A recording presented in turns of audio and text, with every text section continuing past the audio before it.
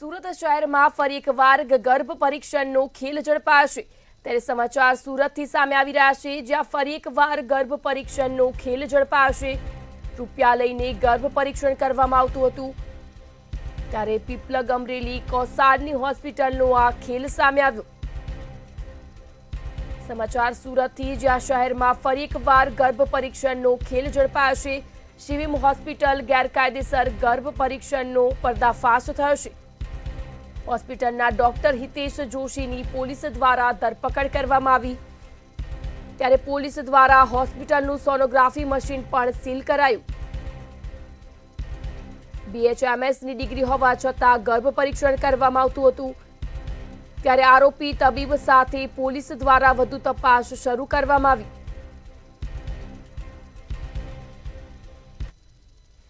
Shivam hospital અને ICU hospital જે અમરોલી વિસ્તારમાં આવેલી છે, એમના વિરુદ્ધમાં એક સામાજિક કાર્યકર્તા અને જાગૃત નાગરિકે ફરિયાદ કરી હતી। એનું આખું રેકેટ પકડાયું છે અને જે એજન્ટ મારફતે ગર્ભ પરીક્ષણ કે જેમાં બાબો કે બેબી એટલે કે છોકરો કે છોકરીનું પરીક્ષણ કરવામાં આવતું હતું અને એના જે પેશન્ટ સગર્ભા બહેનોને અહીંયા મોકલવામાં આવતા હતા। રાબિયા સાલે લાઈવ જોડાયા છે। જી રાબિયા, સમાચાર સુરતથી, જ્યાં શહેરમાં ફરી એકવાર ગર્ભ પરીક્ષણનો ખેલ ઝડપાશે। રૂપિયા લઈને ગર્ભ પરીક્ષણ કરવામાં આવતું હતું, શું કહેશો?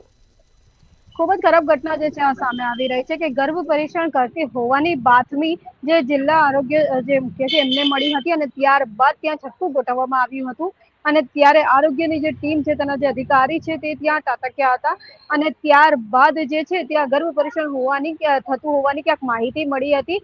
ગંભીર ગુનાઓ જે છે આ ગર્ભ પરીક્ષણ થતા હોવાના વર્ષો પહેલા સામે આવતા હતા, પરંતુ ફરી એકવાર એનો આ પર્દાફાશ તે કરવામાં આવે છે। સુરતમાં ગર્ભ પરીક્ષણનો જે આખો ખેલ પકડાયો છે, આ ખેલના પછાડી જે આરોપીઓ હતા એને પણ ક્યાંક ને ક્યાંક ધરપકડ કરવામાં આવી છે।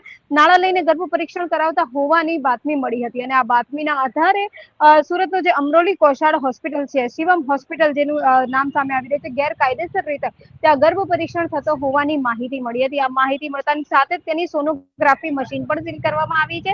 આ સાથે જ પોલીસ દ્વારા તબીબ હિતેશ જોશીની ધરપકડ કરીને અન્ય કોઈ છે કે નહીં, કે અન્ય એની સાથે કોઈ સંડોવાયેલું છે કે એણે એ પહેલા પણ અન્ય કોઈ કાંડ કર્યું છે કે કેમ, તેની પણ તપાસ કરવામાં આવી હતી। આ સાથે જ ઘટનામાં ફોજદારી ગુનો પણ દાખલ કર્યો છે। તબીબ હિતેશ જોશી અને અન્ય કોઈ ગોરખ ધંધાઓ ચલાવતા અન્ય કોઈ વ્યક્તિ એની સાથે છે કે કેમ, એની અત્યારે તપાસ શરૂ કરી છે। ત્યાં હોસ્પિટલમાંથી મળેલા જે સોનોગ્રાફી મશીન છે, અન્ય જે સાધનો છે, એને કબજે લેવામાં આવ્યું છે અને કેટલા વખત ત્યાં ગર્ભ પરીક્ષણ ચાલી રહ્યું હતું, કેટલી મહિલાઓનું ગર્ભ પરીક્ષણ કરવામાં આવ્યું હતું, આ તમામની તપાસ અત્યારે પોલીસ દ્વારા કરવામાં આવી રહી છે।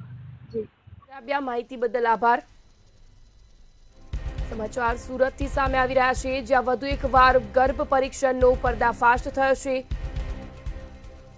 સમાચાર સુરતથી સામે આવી રહ્યા છે, જ્યાં શહેરમાં ફરી એકવાર ગર્ભ પરીક્ષણનો ખેલ ઝડપાશે।